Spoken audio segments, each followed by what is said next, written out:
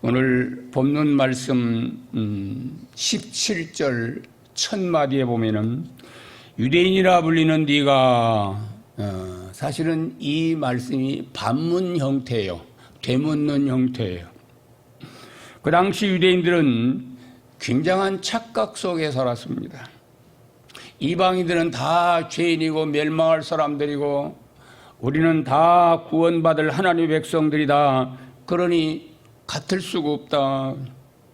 그래서 유대인들은 다른 민족들을 멸시하고 또 자기들을 의롭고 선하다고 그런 착각 속에 살았습니다.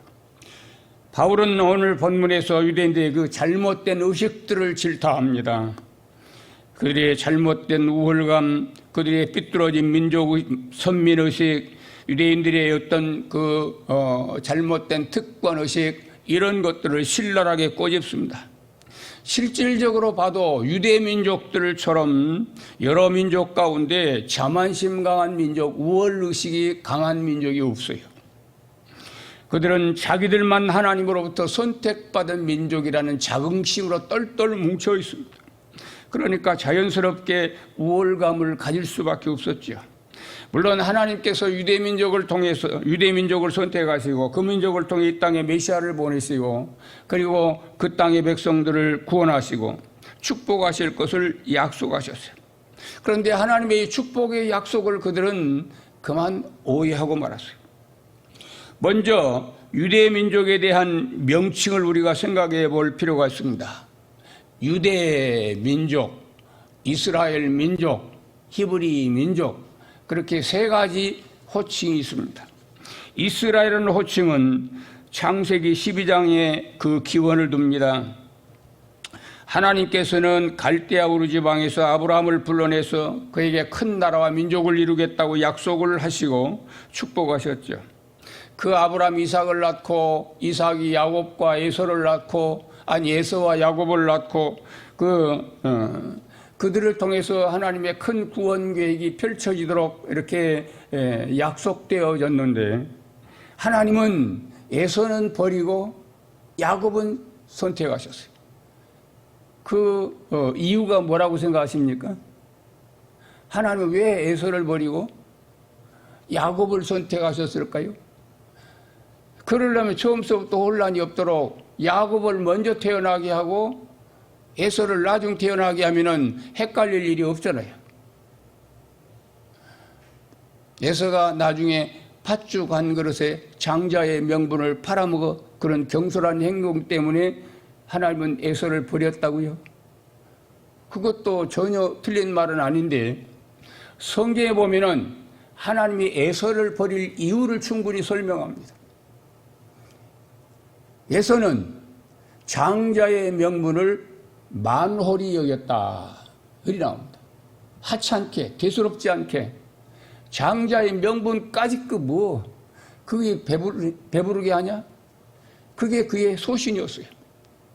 그리고 그에게는 영성이라는 게 별로 없는 사람처럼 보였어요. 들로 사냥 나가고, 자연을 벗삼아 야인처럼 살던 에서입니다. 근데 하나님의 원대한 계획 속에 영의 사람으로 그 믿음의 계통을 이어서 후손들에게 축복의 통로가 되게 하려면 이런 사람 갖고는 안 된다고 그래요. 야곱은 어땠어요? 섬세한 사람입니다. 은혜를 사모한 사람입니다. 축복을 갈구한 사람입니다. 비록 간발의 차이로 쌍둥이 중에 동생으로 태어났지만은 하나님 보시기에 이만하면은 믿음의 족장으로 삼기에 충분하다.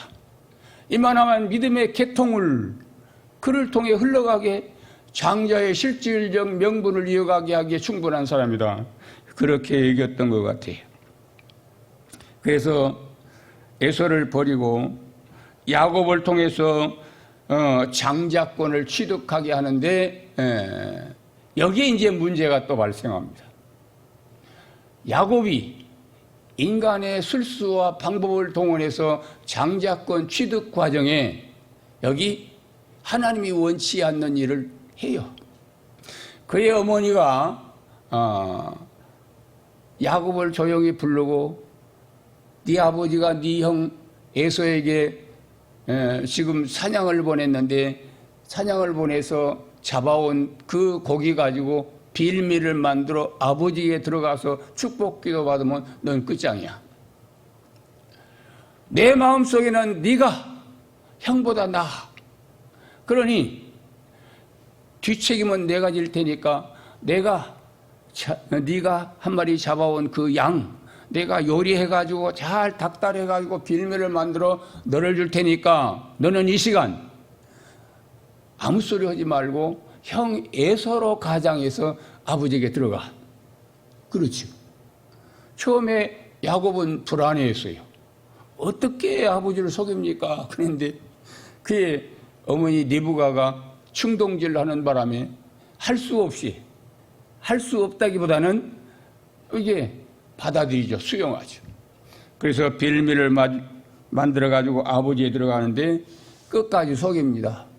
목소리는 야곱인데 어떻게 그 털옷을 입고 가니까 털복숭이 에서의 모습을 연상한 거예요. 근데 만져보니까 에서 같은데 목소리는 야곱이라고 해요. 헷갈린 거예요. 그때 그 이삭은 눈이 멀었어요. 거의 분간이 육안으로 봐서 분간을 못할 정도였던 것 같아요. 근데 야곱이 부인합니다. 에서라고. 자기는 한사코 에서라고. 그러니까 그걸 빌미를 먹고 축복 기도를 합니다. 이게 인간적인 방법이에요.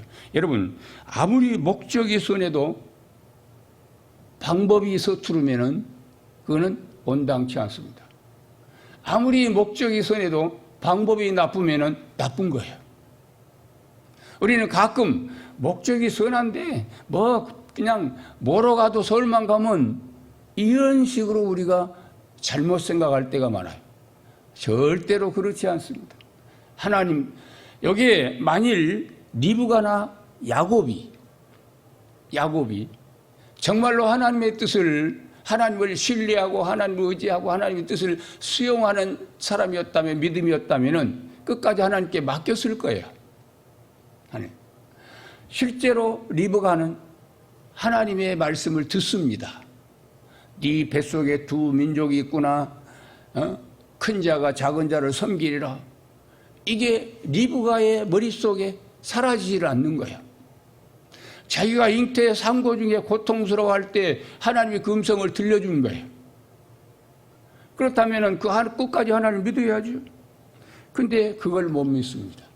그래서 인간적인 방법이 동원되고 나중에 이것이 형제간에 불화하는 일이 벌어지고 이것 때문에 가족 간에 생이별이 생기고 나중에 에서가 속았다는 생각이 든 다음에 어때요? 이를 갈죠. 아버지가 살아계실 때는 내가 너를 어쩔 수 없지만 아버지 돌아가시면 너 가만 안 둬. 그 얘기를 듣고 리브가가 야곱을 도망시킵니다. 너는 빨리 짐 챙겨 하란으로 가라. 하란에 가면은 네 삼촌과 가족도 있다. 거기 가서 얼마 동안 있다가 네 형이 조용해지면은 그때 돌아오려무나. 근데 리브가는 다시는 그 야곱을 만나지 못합니다. 그것이 인간적 방법으로 하나님의 축복을 가로채는 자의 보응이에요. 야곱은 또 어땠습니까? 가서 하란에 가서 삼촌집에서 거의 머슴살이를 해요. 20년 동안 머슴살이에요. 라반이, 외삼촌 라반이 야곱에게 10번이나 품삯을 뭐라 그러죠? 세경이라는 말 들어보셨어요? 1년 동안 머슴살이 하면서 정한 뭐예요, 그게? 연봉이에요, 연봉. 연봉을 10번이나 변역시키 20년 사는 동안에. 어떻든 꼬투리 잡아서 적게 주려고 그러고 안 주려고 그러고 그 라반이 상당히 얍삽하게 보이는 사람입니다. 삼촌이 조카한테. 근데 실제로 야곱은 그 삼촌의 재산을 엄청 늘려줘요. 그리고 나중에 자기는 독립했을 때 자기 재산도 엄청 하나님이 늘려줘요. 그래서 거부가 됩니다. 마침내 그는 돌아옵니다. 돌아온 과정도 순탄하지 않죠. 근데 돌아온 데 야복강가에서 뉴스를 듣습니다. 정보를 얻습니다. 너의 형 에서가 지금 500명의 지금 그 장정들을 데리고 너를 기다리고 있다. 너 형 만나면 아작난다. 성경에는 아작이라고 안 썼는데 내가 붙인 거예요 지금. 그날로 너는 골로 간다. 그러니까 지혜롭게 해라. 이런 이제 정보를 얻지요. 얼마나 캄캄합니까? 얼마나 그냥 눈앞이 노래지겠어요. 그래서 그 야복강 나루에서 거기서 그냥 몸부림칩니다. 천사가 나타납니다. 그러니까 천사를 붙잡고 나를 축복해 주어서 축복하지 않으면 나는 들어갈 수 없습니다. 가나안 땅에. 나를 축복해 주세요. 그리고 이제 막 붙잡고 씨름을 하는데 새벽녘이 되었을 때 천사가 놔라. 못 놔줍니다. 나를 축복하기 전에 놔라. 못 놔. 근데 천사가 야곱의 환도벌을 치잖아요. 그 정도 되면은 이제 물러서야 되고 포기해야 되는데 그래도 줄기차게 붙잡으니까 천사가 사실은 하나님을 대신해서 온 사람 천사예요. 내 이름이 뭐냐? 야곱입니다. 이제는 야곱이라고 그러지 마라. 네가 하나님과 겨루어 이겼으니 이제는 네 이름을 이스라엘이라 해라. 그래서 그 이름이 그때 바뀝니다. 한동안 야곱이라는 이름을 쓰지만은 실질적으로 그는 하나님께로부터 이스라엘이라는 칭호를 얻습니다. 이름을 얻습니다. 근데 그 이스라엘 이름이 나중에 이스라엘 민족의 국호가 되고 국명이 되고 그리고 이스라엘은 이상하게도 사람과 관련된 그런 기호들을 가져요. 나라 이름은 야곱에 바뀌어진 이름이죠. 국기는 뭔 줄 아십니까? 우리는 태극기, 뭐죠? 태극 문양의 오행, 이제 그런 것들로 해서 만들어진, 그런 문양의 우리 국기 아닙니까? 근데, 이스라엘 국기는 삼각형, 이게 거꾸로 두 개 맞붙이면 육각형이 돼요. 그게 이스라엘 국기예요. 근데 그 이스라엘 국기가 뭐냐? 다윗의 별이에요. 그렇게 그려놓고 이렇게 삼각형 그걸 서로 이제 거꾸로 조합하면은 그게 이상한 육각형인데 그게 다윗의 별이라 이스라엘 사람들은 그렇게 여깁니다. 그리고 언젠가부터 그 사람들은 이스라엘 국기로 삼습니다. 이번에 일본에서 올림픽 할 때 이스라엘 그 국기가 기양대 위에 오른 거 보셨어요? 기양대까지는 못 봐도 이스라엘 소개될 때 국기가 나오더라고요. 유심히 봤어요. 그랬더니 삼각형 거꾸로 해놓은 거 두 개 겹쳐놓은 걸 보이더라고요.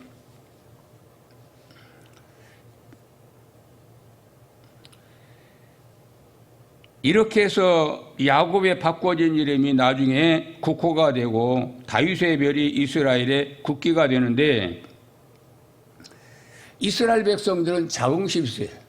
이스라엘 이름이 왜 이스라엘로 바꿨냐? 그것은 하나님 선택받은 백성이다. 이스라엘은 의미가 거기 있고요. 또 한 가지는 하나님이 함께 하면은 우리는 질 수가 없는 민족이다. 하나님이 함께한 우리는 언제든 이긴다. 그런 의미가 담겨 있어요. 그래서 이스라엘 사람들은 이스라엘이라는 칭호를 굉장히 좋아합니다. 두 번째 이스라엘 사람들의 그 민족의 호칭이요. 히브리인이라는 호칭이 있습니다. 출애굽기 1장에 보면은 애굽의 노예로 있던 이스라엘 민족을 칭해서 히브리나 부르는 최초의 호칭이 나옵니다. 이건 히브리란 말은 먼 데서 온 자들이라 그런 의미가 있고, 또 한 가지는 강 건너온 사람들이라 그런 의미가 있어요. 이제 유프라테스 강을 건너온 사람들, 세계적인 큰 강, 거기를 건너서 온 사람들, 그런 의미가 있지만은 그게 히브리인이라는 말은, 히브리 민족이라는 말은 타민족들과 구별하기 위한 호칭으로 보시면 됩니다. 세 번째는 유대인이라는 호칭이 있죠. 열왕기상 12장에 보면 솔로몬이 죽습니다. 통일왕국 다윗과 또 통일왕국 마지막 임금 솔로몬이 죽고 그의 아들 르호보암이 왕이 되죠. 근데 르호보암이 왕이 되면서 실수를 합니다. 실수를 하면서 민심이 떠나가요. 임금이 실수하니까 이제 임금에 대한 신뢰가 무너지면서 그 임금을 위해 죽기로 충성하겠다는 의사가 없어진 거예요. 그때 이제 걸출한 리더가 한 사람 또 나타납니다. 그 사람이 여로보암입니다. 르호보암과 여로보암은 형제가 아닙니다. 이름은 비슷하지만 전혀 딴판입니다. 근데 여로보암은 우상 숭배를 많이 한 사람이에요. 이 사람이 10지파를 가지고 북왕국 이스라엘이라는 나라를 사마리아에 세우고, 남왕국 유다는 유다 지파와 베냐민 지파, 이 두 지파만 달랑 가지고 다윗의 그 정통성을 이어서 남왕국 유다를 세웁니다. 예루살렘에다가. 근데 이게 북왕국 이스라엘은 왕들이 수없이 바뀌어요. 어떤 왕은 7일짜리 왕이 있어요. 그래서 7일 동안 왕하다가 어떤 사람한테 그냥 칼로 베어 죽임을 당하고, 그리고 왕이 그냥 하루아침에 뒤바뀌고, 이렇게 해서 여러 명의 왕조가 바뀌는데 남쪽 유다는 그런 상황들이 드물어요. 예수님 오시기 722년 전에 드디어 북왕국 이스라엘은 그 당시 가장 강대한 나라 가운데 하나였던 아수르의 폭삭 망해버립니다. 이 아수르의 북왕국 이스라엘이 망하면서 남왕국 유다가 이제 국호를 유다라 그러지 말고 우리는 그냥 이스라엘이라 그러자. 그 명예로운 이름을 우리가 제대로 누리자, 찾자. 그래가지고 이제 유다에서 이스라엘로 이름을 바뀝니다. 그렇다면은 유대인과 이스라엘은 어떤 백성이냐? 유대 민족, 이스라엘 민족은 어떤 민족이냐? 하나님의 선택받은 백성은 틀림이 없습니다. 그리고 하나님의 소명받은 백성이면 틀림이 없습니다. 소명과 사명은 좀 다르죠. 사명은 맡은 일이고 소명은 부름받은 일입니다. 하나님께 특별히 부름받은 민족이었어요. 계시받은 민족이었어요. 타민족과 구별되기 위해서 그들은 할례받은 민족이었어요. 그리고 또 이스라엘 백성을 향해서 제사장 백성이라 그렇게 말합니다. 십계명과 율법을 저들은 하나님께로부터 직접 받은 민족이었어요. 그리고 이 하나님의 뜻을 만방에 선포할 사명을 가진 민족이 바로 이스라엘이에요. 이상 서론이고 본론에 들어갑니다. 그 이스라엘 백성들은 17절에 보면은 유대인이라는 긍지에 푹 빠져 있는 걸 발견합니다. 17절을 보세요. 유대인이라 불리는 네가 율법을 의지하며 하나님을 자랑하며 그래요. 그 첫 소절에 유대인이라 불리는 네가, 유대인은 자기가 유대인이라는 사실에 대해서 굉장한 긍지와 자부심을 가지고 있었죠. 그 이유는 두 가지입니다. 하나는 이방인들에게는 받은 율법이 없어요. 자기들에게만 율법이 있다는 거예요. 이 특권의식이 굉장히 강했어요. 또 하나는 유대인들은 특별히 할례받은 민족이다. 다른 민족은 할례라고 하는 과정도 절차도 없었는데 하나님이 우리 민족에게만, 우리 민족, 우리 남자들에게만 할례받는 특권을 주셔서 우리는 하나님의 특별한 백성이다. 그런 자부심. 그런 자부심을 갖고 있는 네가, 다른 민족을 지옥에 뗄 감 정도로 여기는 네가 하나님의 자녀다, 크리스천이다, 자꾸 입버릇처럼 그렇게 말한 네가 그 모양으로 살아도 되느냐? 그런 뉘앙스가 여기에 담겨 있는 거예요. 네가 율법에 의지하며 그랬어요. 유대인들은 하나님으로부터 율법을 부여받은 특권을 누리고 있었죠. 그래서 그 특권은 자랑뿐만 아니라 그 특권을 받지 못한 이방인들을 경멸하는 현상으로 나타납니다. 이러한 우월감에 어때요? 하나님께 감사하고 하나님께 매사 순종함으로 살았다면 하나님이 칭찬받는 민족이 됐을 거예요. 그런데 그 특권만을 중요하게 여기고 그들은 책임을 무시하는 민족이 됐어요. 그들에겐 언약을 지켜야 할 책임이 있었는데 그걸 지키지 못했어요. 율법 속에 가장 큰 사상이 뭐예요? 하나님 사랑, 이웃 사랑. 하나님을 사랑하고 공경하고 이웃을 사랑하고 책임지고 섬기는 이런 사상이 율법의 대강령이에요. 신구약 성경에 그냥 말씀을 농축하면 바로 이 두 마디로 요약될 수 있어요. 그런데 그들은 율법의 교훈을 받고 가르치면서도 그 사랑의 진리를 깨닫지 못하고 실천하지 못함으로 그들은 어떤 사람이 되냐면 율법주의자들로 전락이 되어버립니다. 여러분, 주의자라고 하는 말은 여러분 굉장히 부정적인 의미로 쓰여진 단어들입니다.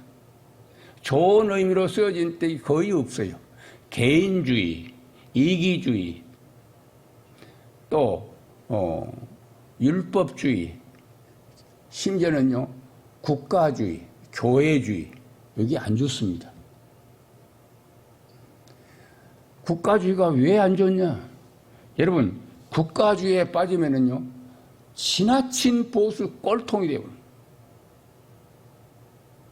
우리는 빨갱이, 좌익 그것만 나쁜 줄 알아요. 근데 아니에요. 국가주의란 폐단이 또 이게 엄청 큰 거예요. 바로 어떤 상황이 생기냐면 히틀러 같은 이런 독재자들이 생겨버려요. 교회주의, 교회가 중요하지요. 근데 교회주의에 빠지면 내교회가 최고예요. 내교회밖에 몰라요. 여러분, 다른 교회는 하나님의 교회 아닙니까? 다른 이웃 교회는 하나님이 관심을 안 두는 교회입니까? 아니요. 주의 이름으로 모이는 모든 교회들은 하나님의 백성들이 모인 교회예요. 내가 언젠가 한번 얘기했죠. 서울 여기 원주 시내 어떤 큰 교회 주차장에 어떤 권사님이 차를 주차했는데 딱 막아버리더라고. 저녁 늦은 시간이니까. 그렇죠. 뭐 단속할 수 있죠. 그 이제 전화가 왔어요. 그래서 늦은 시간 또 택시 타고 갔죠. 가서 나 사실 학성교회 담임 목사인데요. 근데 그 교회 사찰이요. 학성교회 목사면 목사고 아이 밤늦게 이렇게 남의 교회 주차장에 이렇게 비상식적인 주차가 이게 묵인되겠습니까? 이런 식으로 대하는 거예요. 큰 교회 사찰도 작은 교회 목사는 목사로 여기지 않아요. 이런 배단이 있어요.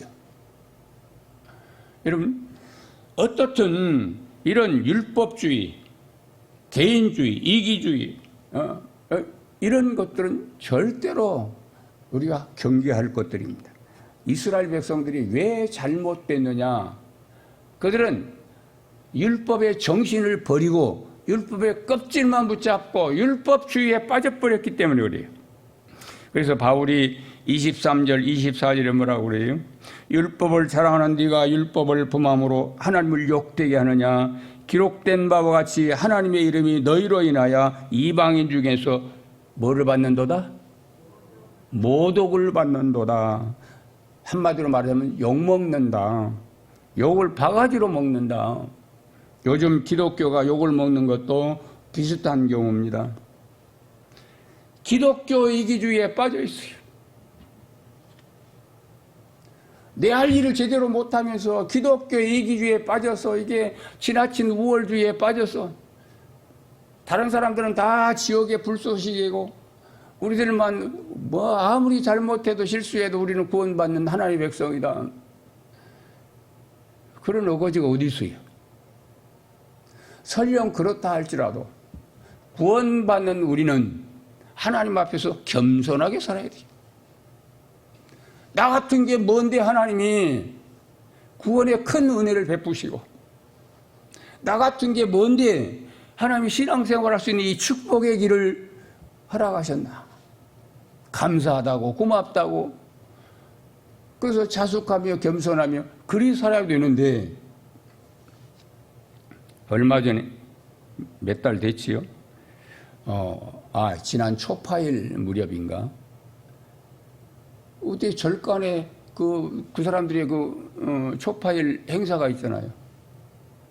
그 봉축 행사에 어떤 기독교인 청년들이 몰려가서 그냥 스피커로 찬송가 부르고 회개하라고 그러고 막 예수 천당 얼마나 욕을 먹었는지 몰라요. 왜 그래야 돼요?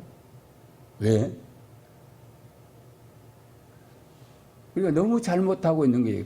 그래서 점점 우리 교회를 향한 세상의 시선들이 안 좋아져요. 하나님을 자랑하며 그랬어요. 이 말만 보면 얼마나 좋은 말입니까? 우리는 어디 가서든지 자신을 자랑하지 말고 하나님만 자랑하시는 여러분 되시기를 주의 이름으로 축원합니다. 그럴 때 여러분 자랑할 때는 어떻게 해요? 하나님을 사랑하는 마음으로 하나님을 경외하는 마음으로 우리가 하나님을 자랑해야지.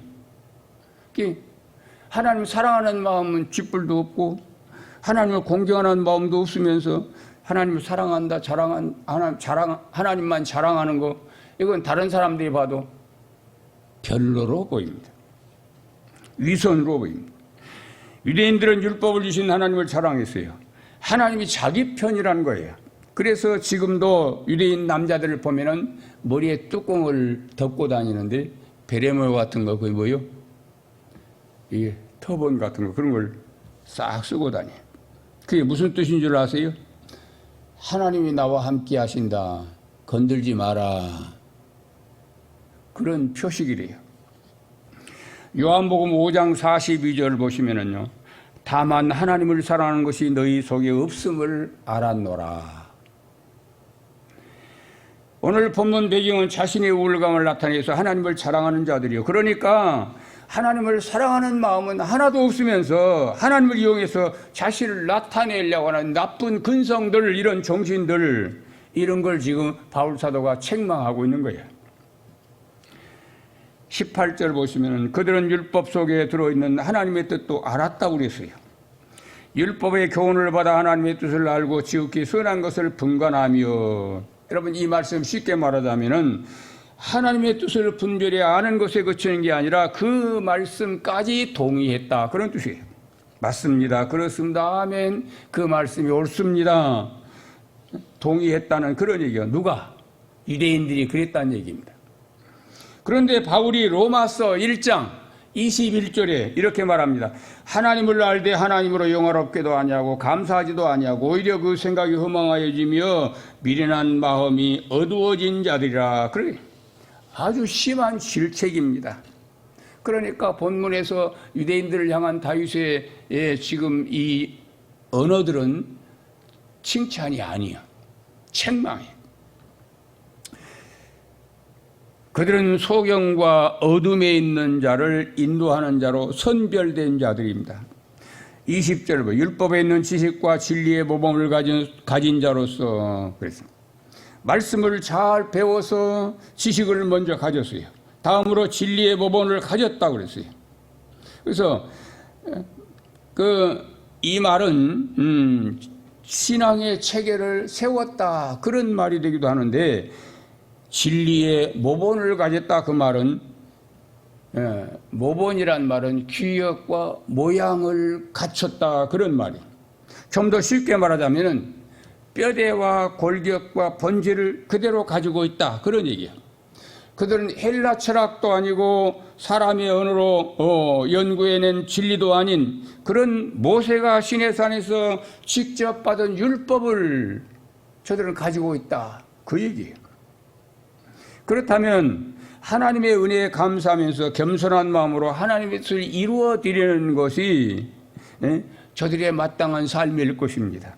그런데 유대는 쓸데없는 권위의식에 사로잡혀 있었고 마음속에 자만심으로 가득 차 있었어요. 그리고 율법이 없는 민족들을 향해서는 멸시와 조롱의 시선으로 봤다고 해요. 이게 완악해진 유대인들의 모습입니다. 이게 율법주의고 국가주의에 빠진 자들의 모습입니다. 우리 유정호 장로님이 하나님의 축복 하셔서 떼부자가 됐어요. 떼부자가 뭐예요? 거부가 됐어요. 아니 재벌이 됐어요. 그럼 어떻게 살렵니까?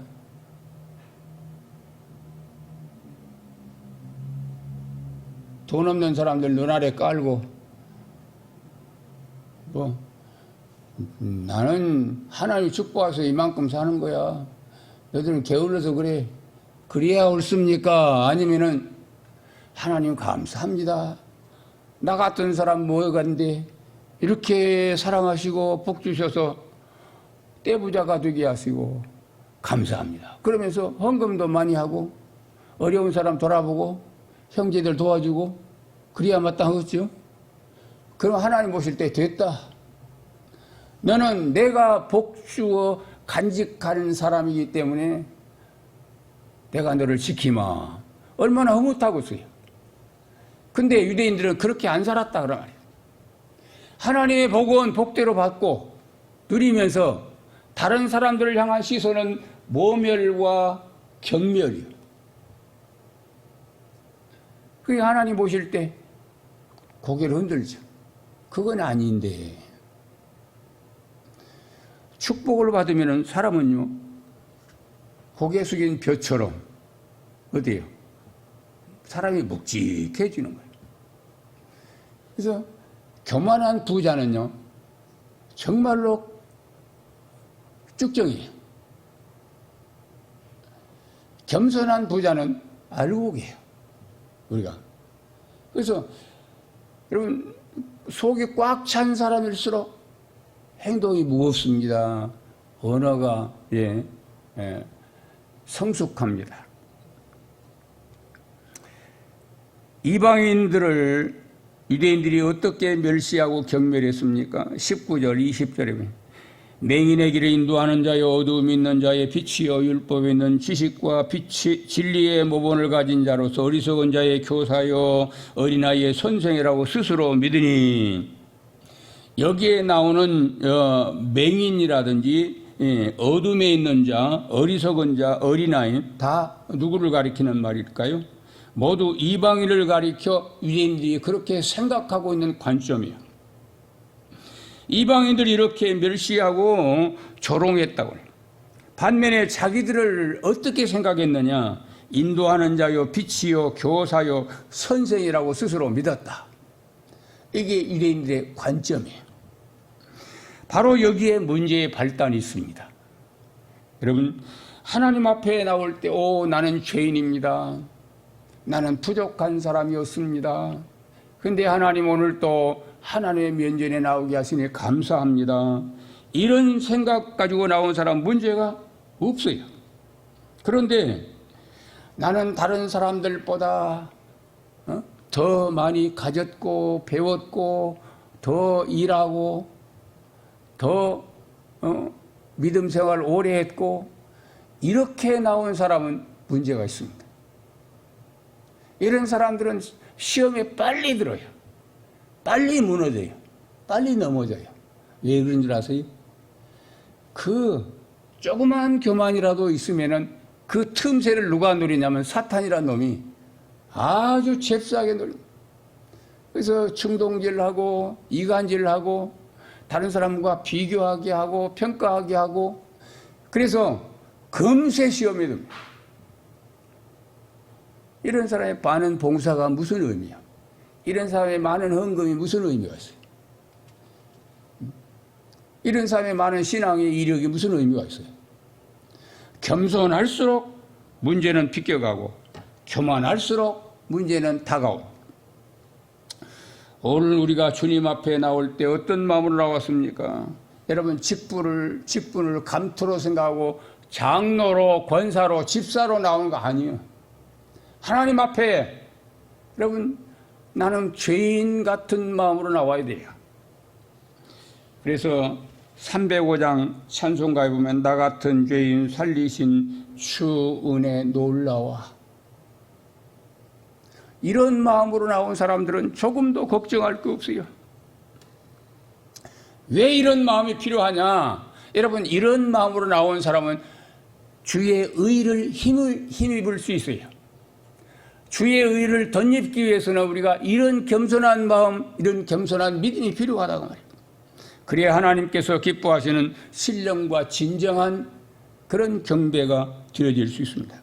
항상 겸손한 마음으로 주님 앞에 나오시기 바랍니다. 본문 19절 20절에서 네 가지 문장에 유의하시기 바랍니다. 맹인의 길을 인도하는 자요 그랬어요. 그렇습니다. 우리가 영적으로 도덕적으로 눈이 먼 상태에 있는 사람들을 복음으로 깨워야 할 사명이 우리에게 있어요. 또 두 번째, 어둠에 있는 자의 빛이요 그랬어요. 우리가 해야 할 일은 이 죄 속에 빠져 방황하는 무리들을 건져내는 일이죠. 지금 바울은 유대인들을 지칭해서 말하지만 오늘날 우리의 믿음의 자녀들이 곧 영적 유대인, 영적 이스라엘 백성임을 믿으시기 바랍니다. 이 말씀을 오늘 우리에게 주시는 말씀으로 우리가 받아들여야 돼요. 20절 하반절에 어리석은 자와 어린아이, 이게 똑같은 말이죠. 어린아이는 영적으로 연약한 존재를 의미합니다. 또 어리석은 존재란 뜻도 있죠. 교사라면은 잘못 범할 때 제자들이 잘못할 때 엄히 채찍을 들어서라도 엄히 교훈하는 게 교사의 본분입니다. 요즘은 선생의 처벌을 허용하지 않기 때문에 여기에 체벌까지는 못 갑니다. 그러나 엄격한 교훈은, 엄격한 가르침은 그 정신은 사라지지 않습니다. 스스로 믿으니 그랬어요. 유대인들에게 있어서 결정적인 잘못은 특권을 부여받은 자기 만족에 빠져 있다는 거예요. 그들이 율법을 받은 건 사실이지만은 율법에 불순종하는 자들이 어떻게 율법을 가르치는 자들이 적격하냐. 예수님은 그런 자들을 향해서 뭐라 그래요? 소경이 소경을 인도하면 둘 다 구덩이에 빠진다 그랬어요. 깊은 은혜와 겸손의 자리에 들어서야 남을 인도할 자격이 비로소 있는 거예요. 그래서 예수 믿는 사람들은요, 학벌이 좋아야 구역 강사, 구역 인도자, 리더 아니에요. 믿음이 좋아야 되겠고 겸손해야 돼요. 그 정도면 인격이 된 거예요. 그런 인격이면은 학벌이 좀 딸려도 공과책을 떠듬떠듬 읽어가더라도 이런 분이 리더가 되기에 합당합니다.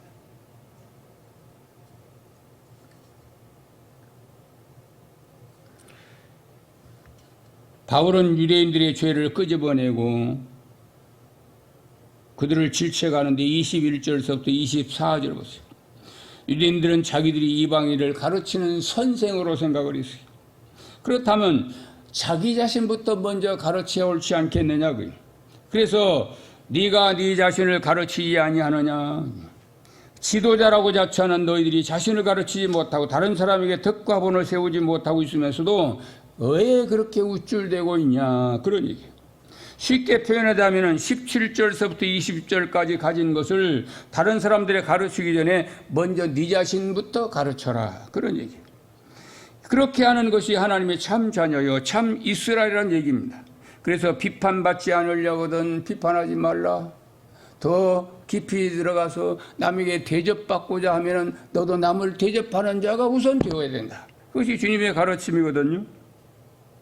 남이 나를 어떻게 해주기를 기대하기보다 내가 먼저 남을 섬기는 자리에까지 내려가야 돼요. 이걸 못하니까 우리 기독교가 지금 욕을 먹고 있는 거예요. 세상에서 우리 기독교를 향해서 여러분 안타깝게도 뭐라고 하는 줄 아세요? 굴욕적인 여기입니다.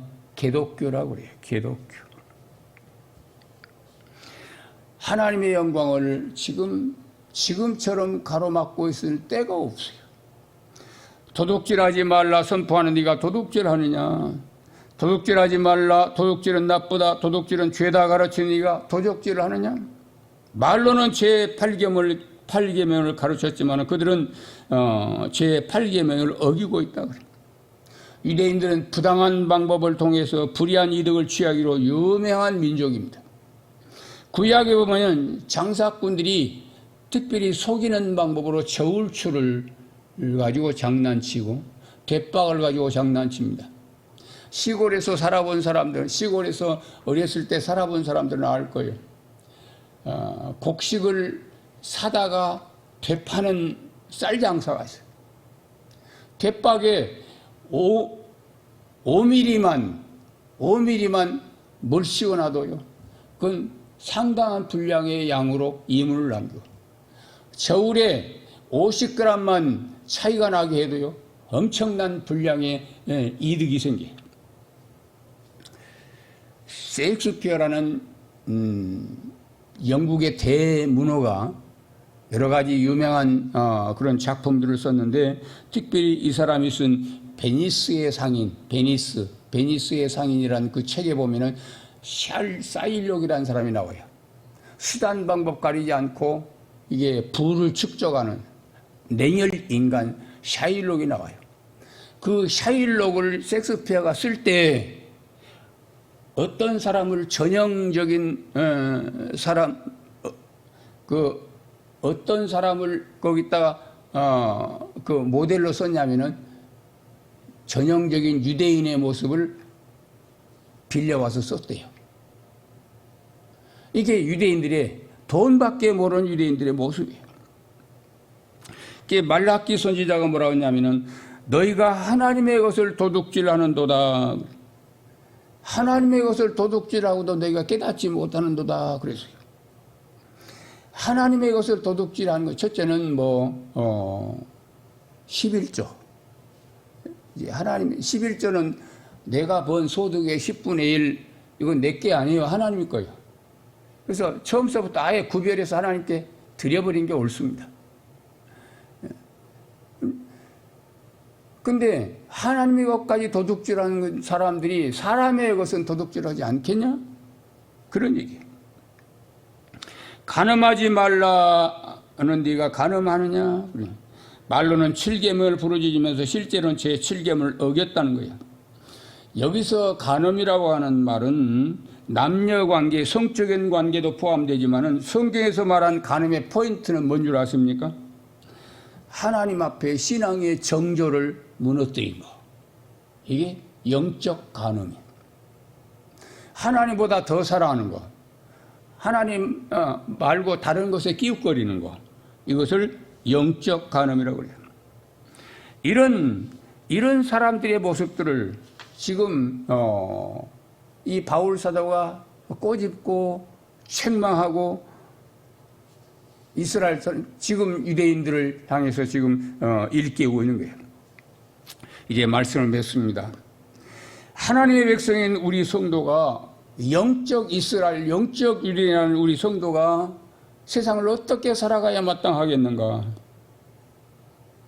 여러분 우리 장로교 요리문답 제1문 1조 1문에 뭐라는 줄 아십니까? 사람의 제일 된 목적이 무엇이뇨? 뭐였어요? 하나님을 영화롭게 하고 평생토록 그를 즐거워할지니이다. 이게 장로교의 교리 중 핵심이에요. 다른 교단의 교리는 모르겠어요. 사람의 제일 된 목적이요. 하나님께 영광 돌리는 거예요. 하나님을 영화롭게 하는 거예요. 내가 불손하게 살면은 하나님 영광 가로막아요. 내가 치사하게 살면은 하나님 얼굴을 모독하는 거예요. 하나님을 평생토록 즐거워한다는 말은 또 무슨 말이죠? 하나님, 우리 하나님됨에 대한 긍지를 갖고 그것이 흐뭇해, 그거 행복해. 그런 마음 가지고 사는 거예요. 여러분, 우리 집에 누가 대통령이 됐다, 영예로운 일이에요.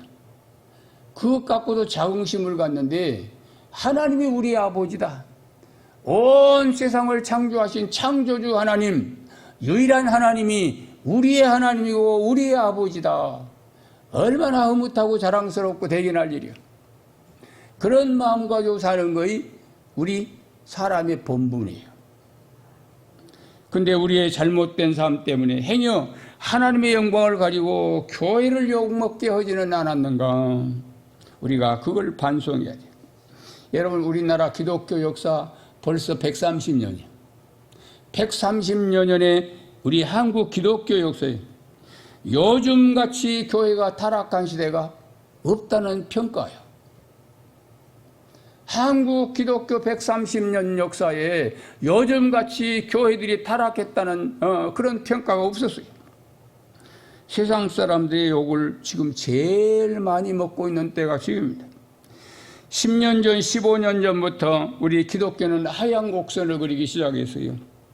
문 닫는 교회가 많고 교회 개척이 힘들어지고 목사들이 세상 정치에 편향적으로 몰리고 있고 성도들이 시험 들어 교회를 떠나도 목사는 그냥 별무 관심이고, 특별히 코로나19 시대를 맞아서 코로나19는요, 이 팬데믹 상황이 세계적인 재앙이야. 그러지 않습니까? 우리나라만 그런 거예요? 아니잖아요. 세계가 지금 공포 중에 있어요. 요거를 두려워하지 못한 그런 민족은 무지한 민족이에요. 이런 세계적 지향 속에 우리가 빠져 있는데, 이게 조심하자, 거리 두자, 마스크 쓰자, 대면 예배 자제하자, 대면 예배를 드려도 일정한 간격을 두고 제한적 인원 가지고 하자, 화상 예배 장려하자. 이게 어떻게 교회 예배 핍박입니까? 이걸 저항 세력들은 신앙 핍박으로 몰아가고 있어요. 그래서 엊그저께 광화문에 오면 문재인 나와! 그 요란한 사람들은 그러잖아요. 그 대부분이 기독교인들이에요. 그래서 우리가 가슴이 아픈 거예요. 그러면 대부분의 기독교 목사, 장로, 집사, 권사, 대부분의 그런 사람들이 그 데모의 주동자들이 돼가지고 막 그냥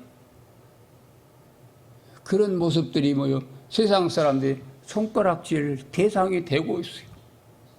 그래서 전도길은 이미 다 막히고 있어요. 꽝꽝. 아까 내가 우스갯소리로 시작해, 우리가 뭘 잘못해서 우리 입을 이렇게 막아놨나? 심지어는 여러분 칸 막고 이렇게 여기는 시설을 잘 해놓은 거예요. 학성교회는. 우리 시골교회 예수마을교회는 요거 앞에만 덜렁 막았더라고. 그러니까 목사님이 설교하면은 여기 흔들흔들하니까 뒤에서 보니까 얼마나 피곤한지 누가 얘기를 했나 봐요. 그것도 치워버렸어요. 그리고 마스크를 쓰고 설교를 하는데 혼자 조용하게 말한 거는 뒤에는 하나도 안 들려요. 이제 큰 소리 할 때만 겨우 알아듣는 거예요. 여러분, 이 답답한 현상들은 왜 그래요? 옛날 신천지가 이 코로나19 시작될 때 얼마나 욕먹었어요. 근데 신천지 요즘 쏙 들어가고 없어요. 신천지 욕한 사람은 거의 요즘 못 보고 있어요. 전부 다 지금 기독교인 욕하고 있어요. 이럴 때 우리가 자성할 때입니다. 이럴 때 우리가 반성할 때입니다. 여러분, 대통령이 싫고 좋고가 아니에요. 정부가 옳고 그르고가 아니에요. 이 문제는 우리가 사느냐 죽느냐의 문제일 수도 있고, 앞으로는 코로나19 이전의 시대로 가기는 어려울 겁니다. 이게 세계적인 추세입니다. 아니, 코로나가 물러가도 끊임없이 변종 바이러스는 생겨날 거고, 더 무서운 이런 바이러스들은 생겨날 거고. 여러분, 이럴 때 우리 믿는 사람들이 어떻게 대처해야 되겠느냐? 저항의식 가지고 싸우지 말고, 이럴 때 우리가 기도하고 하나님께 매달리고, 이런 지향이 왜 이 시대에 우리에게 닥치게 하십니까? 기도로 하나님 앞에 나아갈 일이지, 이거 데모로 하나님 앞에 나아갈 일은 아니라고요. 이럴 때, 여러분, 명분이 중요한 것도 직분이 중요한 것도 아니요. 영적 이스라엘로 사는 우리들의 모습이요. 하나님 앞에 바르게 살고자 하는 모습이 중요합니다.